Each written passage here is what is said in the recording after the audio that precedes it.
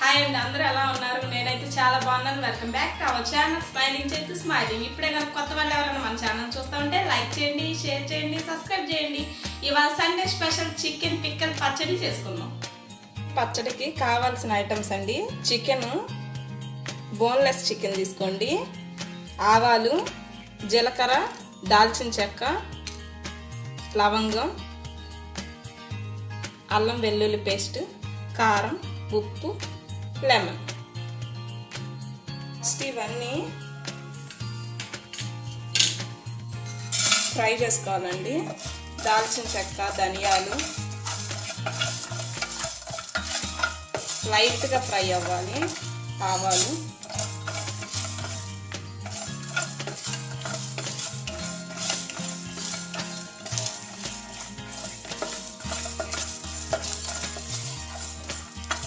ఇవన్నీ కొంచెం లైట్గా దోరగా వేగాక గ్రైండ్ చేసుకొని మిక్సీ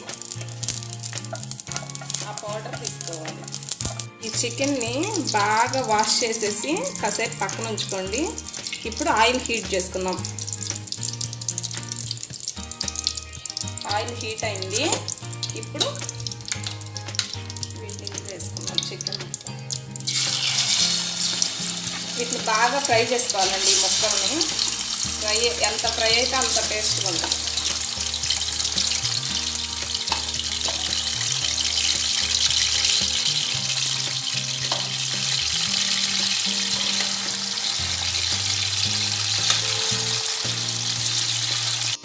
ఇదిగోండి, కొంచెం కలర్ షేడ్ అయింది చూసారా, రెడ్గా.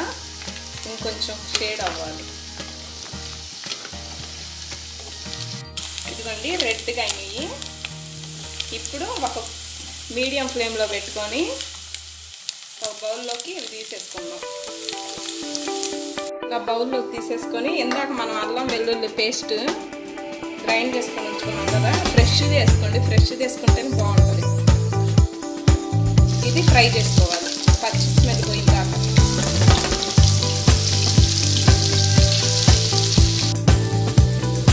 ఇప్పుడు దీంట్లో సాల్ట్, కల్లుప్పు తీసుకుంటున్నాను. టేబుల్ స్పూనే తీసుకోండి, ఎక్కువ తీసుకోండి. దాంట్లోనే 2 టేబుల్ స్పూన్స్ కారం. ఇవన్నీ ఫ్రై అవ్వాలి.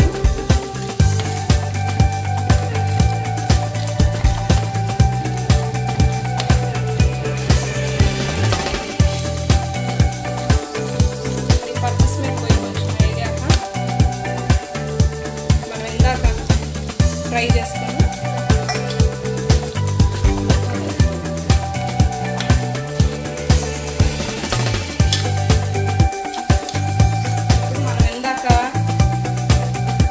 ఫ్రై చేసుకొని గ్రైండ్ చేసుకున్నాం కదా, ధనియాల పౌడర్, దాల్చిన చెక్క, ఆవాలు, ఆకులు వేసుకున్నాం.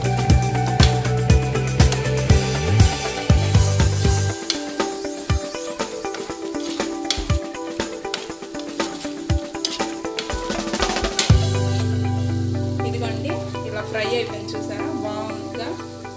ఇప్పుడు స్టవ్ ఆపేసుకోండి. ఇప్పుడు సర్వింగ్ బౌల్లోకి తీసుకుందాం.